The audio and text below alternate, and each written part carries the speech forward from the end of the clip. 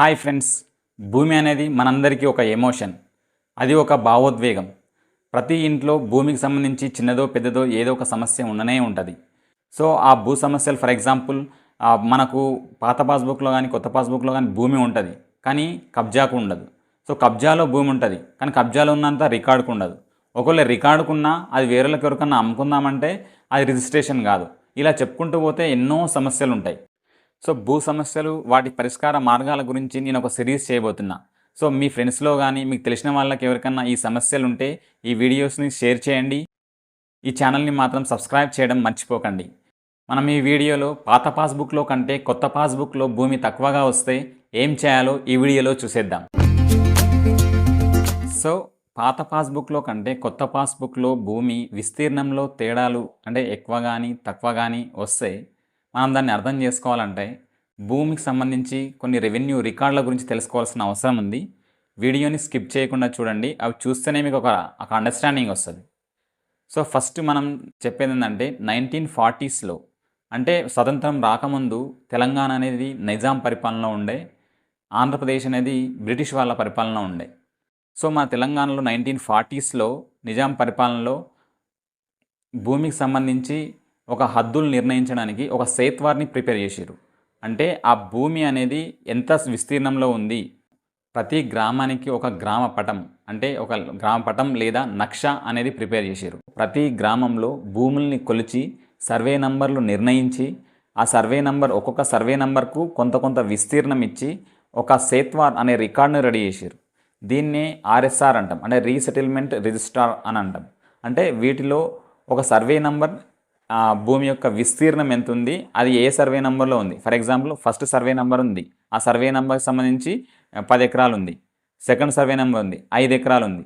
ఆ విధంగా ఆ గ్రామంలో ఎన్ని సర్వే నెంబర్లు ఉంటే అన్ని సర్వే నెంబర్లకు ఆ సర్వే నెంబర్లు వాటి విస్తీర్ణం అప్పుడు కాస్ట్ చేస్తున్న వ్యక్తుల పేర్లు ఈ సేత్వార్లో రిజిస్టర్ చేశారు. అదేవిధంగా ఈ ఇండివిజువల్ సర్వే నెంబర్ ఏదైతే ఉందో ఆ ఇండివిజువల్ సర్వే నెంబర్కి మళ్ళీ సపరేట్ మ్యాప్స్ చేశారు. ఆ సపరేట్ మ్యాప్స్ని తెలంగాణలో టిప్పన్ అని అంటాం. సో ఆంధ్రాలో అయితే అది ఫీల్డ్ మెజర్మెంట్ బుక్ అని అంటాం. సో ఇండివిజువల్ సర్వే నెంబర్కి సంబంధించి నీకు హద్దులు కానీ తెలవాలంటే మనం ఈ టిప్పన్ చూస్తాం. సో ఈ సర్వే రికార్డులు అంటాం వీటిని. 1948-52 మధ్యలో భూమి కాస్తు ఎవరైతే చేస్తుర్రో ఆ కాస్తు చేస్తున్న వాళ్ళ పేర్లు, భూ హక్కుదారులు అవన్నిటినీ 1948-52 మధ్య కాలంలో కాస్రాలో పొందుపరిచారు. తర్వాత భూమికి సంబంధించి మార్పులు చేర్పులు జరిగినప్పుడు 1971లో ఆర్ఓఆర్ రికార్డ్ ఆఫ్ రైట్స్ అంటాం.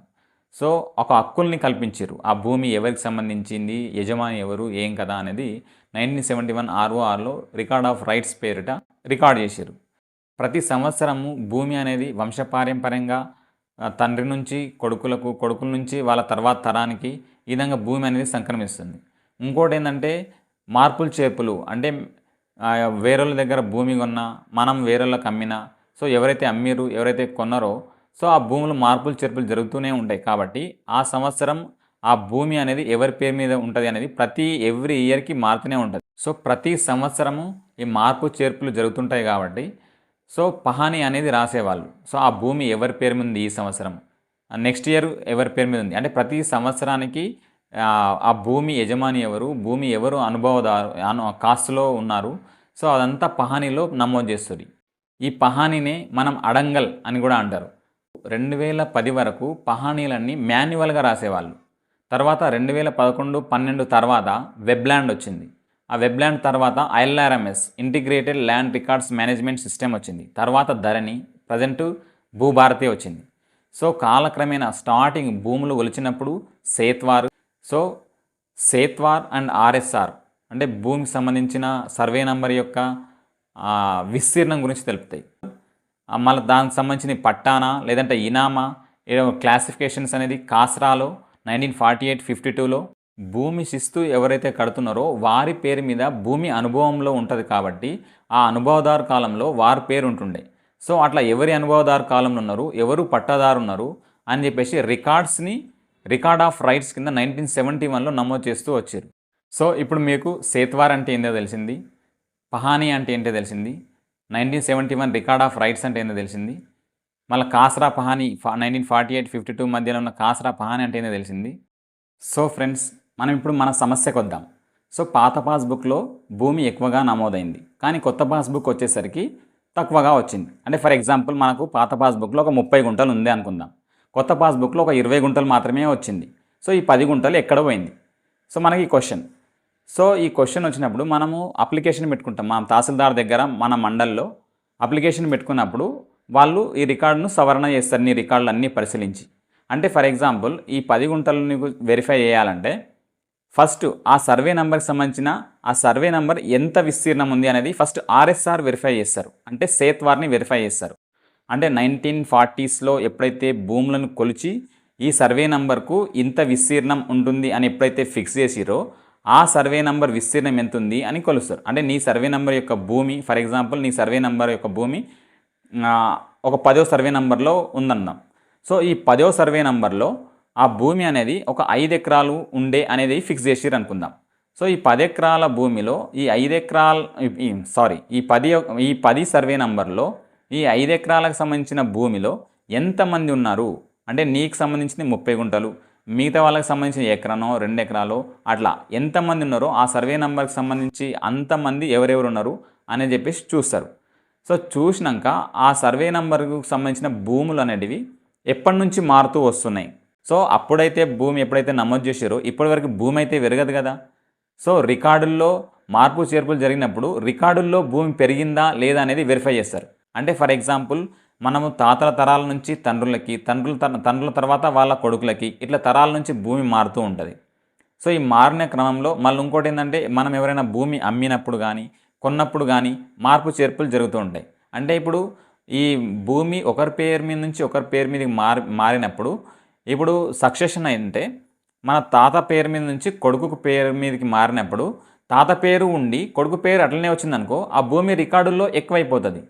సో అట్లా మళ్ళీ లేదంటే కొన్న వాళ్ళ భూమి మనం అమ్మిన వాళ్ళ పేరు కూడా వచ్చిందనుకో అమ్మిన వాళ్ళది ఉంటుంది, మళ్ళీ కొన్న వాళ్ళది అనుకో, కానీ భూమి అయితే యాక్చువల్గా పెరగదు కదా. కానీ అట్లా ఇద్దరు పేర్లు వచ్చినప్పుడు రికార్డుల్లో పెరుగుతుంది. సో అట్లా రికార్డుల్లో పెరిగినప్పుడు భూమి యొక్క సర్వే నెంబర్ యొక్క విస్తీర్ణం పెరుగుతుంది. సో యాక్చువల్గా ఉండాల్సిన మనకు సేత్వార్లో ఉండే విస్తీర్ణం కంటే ప్రస్తుతం ఉన్న రికార్డుకి విస్తీర్ణం ఎంత ఉందనేది ఓవరాల్గా చూస్తారు. అంటే ఫర్ ఎగ్జాంపుల్ అప్పుడు 5 ఎకరాలు ఉంటే ఇప్పుడు కూడా 5 ఎకరాలే ఉండాలి. సో అట్లా కాకుండా ఎవరి పేరు మీద అయితే ఎక్స్ట్రాగా వస్తుందో ఆ ఎక్స్ట్రాగా వచ్చిన వాళ్ళని ఫస్ట్ ఐడెంటిఫై చేసి వాళ్ళకి నోటీసులు ఇచ్చి దాన్ని మనం డిలీషన్ చేస్తాం, వాళ్ళకి సంబంధించిన హక్కులు నిరూపించుకోమని చెప్పేసి. సో అట్లా డిలీషన్ చేసిన తర్వాతనే మనకు యాక్చువల్గా ఎవరైతే నిజమైన పట్టేదారు ఎవరైతే ఉన్నారో వాళ్ళ పేరు మీదకి చేయడానికి వస్తుంది తప్పించి లేదంటే మనకు చేయడానికి రాదు. సో ఇది మనం గమనించాలి.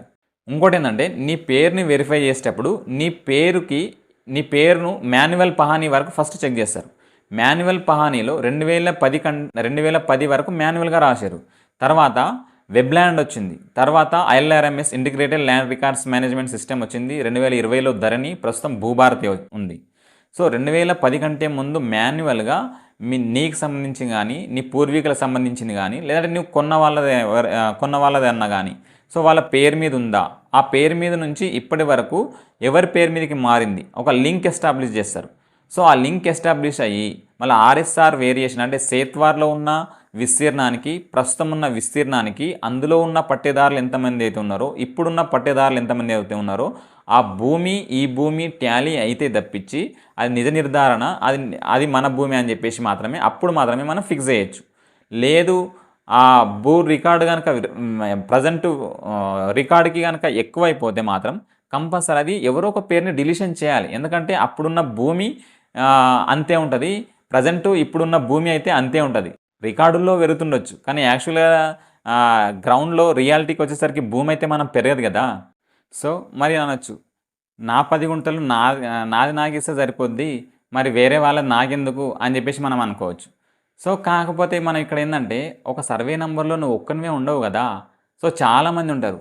సో ఆ సర్వే నెంబర్లో ఎంతమంది అయితే ఉన్నారో వాళ్ళంతమంది యొక్క టోటల్ విస్తీర్ణము 1940స్లో ఉన్న సేత్వారి యొక్క విస్తీర్ణానికి సరిపోయినప్పుడే ఆ యొక్క రికార్డును మనము కరెక్ట్ అని చెప్పేసి అనుకుంటాం. సో అప్పుడు కొలిసిన భూములు మాత్రమే ఇప్పుడు మనం అదే రికార్డ్ని మనం పరిగణలోకి తీసుకుంటున్నాం. మనకి ఇప్పటి వరకు భూ సర్వే అనేది జరగలేదు. కాబట్టి మనం అప్పటిదే ప్రామాణికంగా తీసుకుంటాం. సో 2010-11 కంటే ముందు మాన్యువల్ పహానీ అని చెప్పిన. 2012 తర్వాత మా కంప్యూటర్ పహానీ, ILRMS, వెబ్లాండ్, ఈ ధరణి, ఈ భూభారతి అని ఇంతకుముందు చెప్పినట్టే. సో మనకు ఎవ్రీ ఇయర్ పహానీ రాస్తారని చెప్పిన. సో ఆ పహానీలో మాన్యువల్ పహానీలో ఎవరి పేరు వచ్చింది, తర్వాత కంప్యూటర్ పహానీలో ఎవరి పేరు వచ్చింది, సో మనది ఏ సంవత్సరంలో మిస్ అయింది, ఆ సంవత్సరంలో ఎవరెవరు పట్టేదారులు ఉన్నారు, ఆ పట్టేదారులకి మళ్ళీ RSR వేరియేషన్కి అంటే ఆ సేత్వార్ యొక్క విస్తీర్ణానికి తేడా ఏమన్నా ఉందా, సో అప్పటి విస్తీర్ణము ఇప్పటి విస్తీర్ణము సేమ్ ఉందా, సేమ్ ఉంటే ఇప్పుడు కొత్తగా ఎవరు వస్తారు, సో ఇప్పుడు మనది ఏమన్నా మిస్ ఉందా, సో ఏ సంవత్సరంలో మిస్ అయింది, ఏ సంవత్సరంలో మనది పేరు ఎక్కడ అనేది మనకు 1948 నుంచి కాస్రా నుంచి మనం చూసుకుంటా వస్తేనే మనకు యాక్చువల్గా మన కరెక్ట్ ప్రాబ్లం అనేది మనకు ఐడెంటిఫై అవుతుంది. సో రెవెన్యూలో ఇవన్నీ వెరిఫై చేసిన తర్వాతనే అది భూమి అనేది నీకు నిజంగానే తక్కువ ఉందా లేదంటే నీది కూడా ఎక్స్ట్రాగానే వస్తుందా అనేది మనకు అర్థమవుతుంది. సో అయితే మీరు అనొచ్చు, సో రెవెన్యూ అధికారులు ఆ భూమికి సంబంధించి రికార్డులు అన్నీ పరిశీలించి నీకు సంబంధించిన ప్రాబ్లం సాల్వ్ చేయడంలో జాప్యం జరుగుతుండొచ్చు. సో అలాంటప్పుడు మరి నువ్వే తెలుసుకోవాలంటే ఏం చేయాలి, సో తహసీల్దార్ గారికి ఒక అప్లికేషన్ పెట్టుకోవాలి. సో నాకు ఫలానా ఇయర్ నుంచి ఫలానా ఇయర్ వరకు రికార్డు కావాలి అని చెప్పేసి. అప్పుడు ఏం చేస్తారు, దానికి సంబంధించిన పాస్బుక్ కనుక నువ్వు జత చేస్తే ఆ సర్వే నెంబర్కి సంబంధించి నీ పేరుందా లేదా అని చెప్పేసి ఎక్కడైతే నీ పేరు ఉంటుందో దానికి సంబంధించినవి మాత్రమే నీకు ఇస్తారు. అట్లా కాదు, నువ్వు మొత్తం రికార్డులనే వెరిఫై చేయాలని అనుకున్నావు అనుకో, సో మనం రైట్ టు ఇన్ఫర్మేషన్ యాక్ట్ సమాచార హక్కు చట్టం 2005 ప్రకారము అండర్ సెక్షన్ 2J ప్రకారము నువ్వు రికార్డులని తనిఖీ చేయొచ్చు. సో ప్రతి పబ్లిక్ అథారిటీ ఆఫీసులలో ఒక పబ్లిక్ అథారిటీ ఉంటాడు, పబ్లిక్ ఇన్ఫర్మేషన్ ఆఫీసర్. ఆ వారికి కనుక నువ్వు ఒక అప్లికేషన్ పెట్టుకుంటే వాళ్ళు నీకు ఒక డేటు ఒక టైము ఇస్తారు. నువ్వు ఏ రికార్డులని వెరిఫై చేయాలనుకుంటున్నావో ఆ రికార్డులను నువ్వు వెరిఫై చేసుకుని సో నీకు సంబంధించింది మిస్ అయిందా లేదా అనేది నువ్వు ఒక నిర్ధారణకు రావచ్చు. సో ఇవన్నీ రికార్డ్స్ని వెరిఫై చేస్తేనే అసలు నువ్వు నిజమైన పట్టేదారువా లేదంటే వేరే వాళ్ళు డూప్లికేట్ పట్టేదారుసు ఎవరైనా ఎంట్రీ జరిగిందా అనేది తెలుస్తుంది. ఒకవేళ వేరే వాళ్ళు పట్టేదారులు కనుక ఆ సర్వే నెంబర్లో వస్తే వాళ్ళకి నోటీసులు ఇస్తారు. నోటీసులు ఇచ్చి వాళ్ళకి భూమి అనేది ఏ విధంగా వచ్చింది అని చెప్పేసి వాళ్ళకు నోటీసులు అడుగుతారు. ఒకవేళ వాళ్ళు కనుక ప్రూవ్ చేయలేరు అనుకో, వాళ్ళ భూమిని డిలీషన్ చేసి అప్పుడు నీ పేరు కోసం RDO గారికి కానీ కలెక్టర్ గారు కానీ తహసీల్దార్ గారు నీ యొక్క అప్లికేషన్ని ఫార్వర్డ్ చేస్తారు. సో అప్పుడు మాత్రమే నీకు మిస్ అయిన విస్తీర్ణం అనేది వస్తుంది. సో ఇదండి ఈ వీడియో. మీకు ఇంకేమైనా భూ సమస్యలు ఉంటే కింద కామెంట్ చేయండి, అది నెక్స్ట్ వీడియోలో నేను చెప్పే ప్రయత్నం చేస్తాను. ఈ వీడియో కనుక మీకు నచ్చినట్లయితే లైక్ చేయండి, షేర్ చేయండి, సబ్స్క్రైబ్ చేయడం మర్చిపోకండి. Bye bye.